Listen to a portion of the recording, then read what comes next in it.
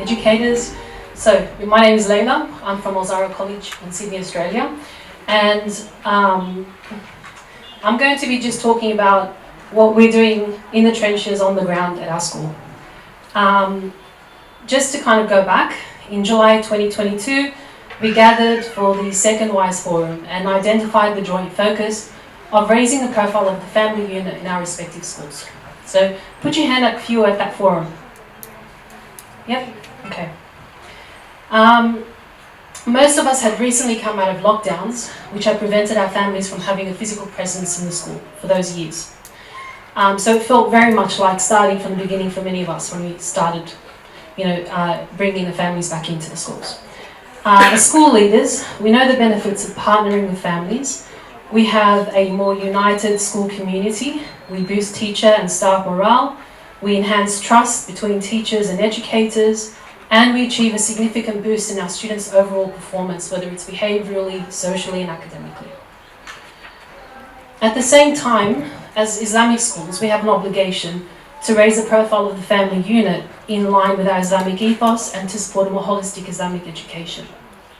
This is even more important for those schools, like ours, that are in non-Muslim majority nations that have witnessed trends which have undermined the family unit, as Dr. Sami discussed this morning. And the family unit was described by Dr. Hussein this morning as the root and source of how we understand the world. It is so foundational to who we are. So at Zahra College, we believe that fostering strong family values and encouraging parental involvement are integral to education. So today I'm going to share some of our reflections and our insights from our school, and just to discuss how we promote these values. So the first thing that I'd like to talk about was, the things that we reflected on was communication. And communication style really matters as leaders. We often have to step outside our comfort zone as school leaders and offer safe spaces for honest conversations with our parents. We've had to work on to focus on listening attentively to parents and giving them opportunities to discuss their concerns. We've had, as I'm sure you've all had, instances where these communication incidences have been very difficult. But we've tried to adhere to the lessons from Ayah 159 of Surah Al Imran. Sheikh, do you want to read that surah for us? My Arabic, I can read it, but I'm afraid I'm going to make a mistake in public. So. بسم الله الرحمن الرحيم فبما رحمة من الله لنت لهم ولو كنت فظا غليظ القلب لانفضوا من حولك فاعف عنهم واستغفر لهم وشاورهم في الأمر فإذا عزمت فتوكل على الله إن الله يحب المتوكلين. Thank you. I'll read the English translation. So by mercy from Allah subhanahu wa ta'ala, and Muhammad, you were lenient with them. And if you had been rude in speech and harsh in heart, they would have disbanded from about you. So pardon them and ask forgiveness for them and consult them in the matter. And when you have decided, then rely upon Allah. Indeed, Allah loves those who rely upon Him. I have that on my desk, and I keep that as a reminder when I'm dealing with my students, with staff, with parents. And I think it's really, really important to keep this in mind as a leader.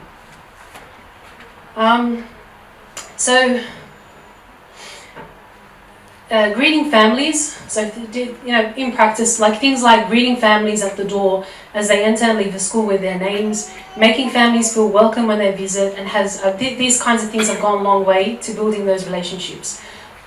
We've also communicated expectations of respectful interactions with school staff through our policies, such as our parent code of conduct. Okay, another strategy that we've just implemented recently in the last 1.5 years was to focus on parental guidance and to promote a collaborative relationship with the school and the parents. We don't have a regular, like a traditional P&C structure at our school because it hasn't worked in our community context. So we've now started having regular meetings with parents, but we kind of focus those meetings on mutual concerns.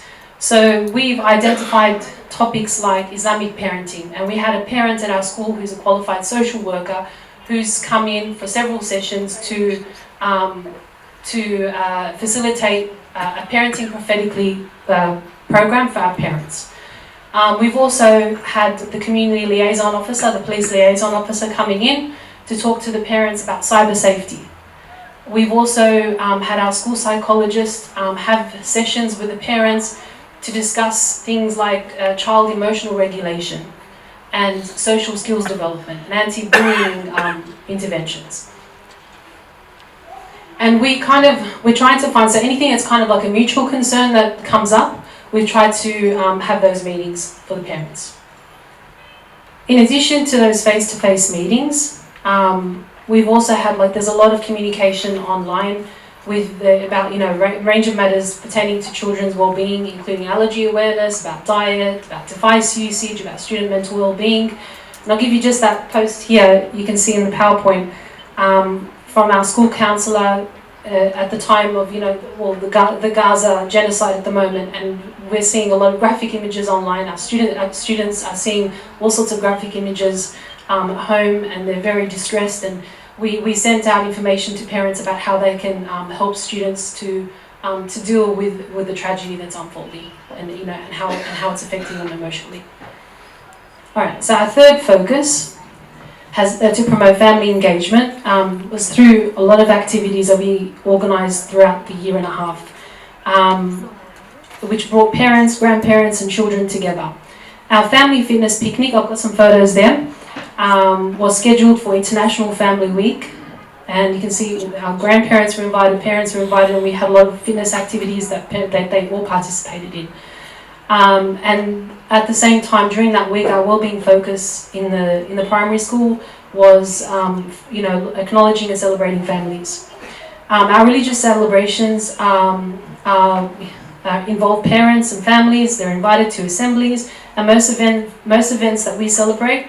We also celebrate Mother's Day, Father's Day, Grandparents' Day with gift stores, with competitions, assemblies, and afternoon teas for family members. And our major fundraiser, the Colour Fun Run, coincided with International Children's Day.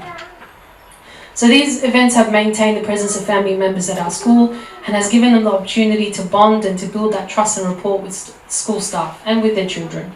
And I think, just from the presentation that happened in the morning, we've helped our families to maintain that silat al-raham, or maintaining ties of kinship.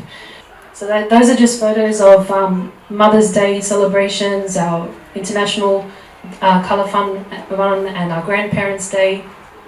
Our fourth focus was also kind of utilising the resources and the expertise that parents can bring into the school.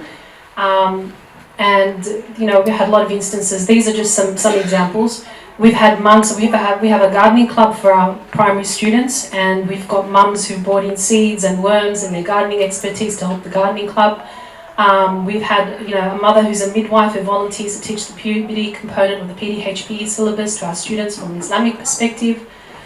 Some of our mothers are volunteer teachers in the school's outreach Islamic studies classes on Friday evenings, and their parents routinely supervise excursions and trips that we have, and they generally just very generously support any of the fundraising initiatives that we have, including baked goods and with money and so on.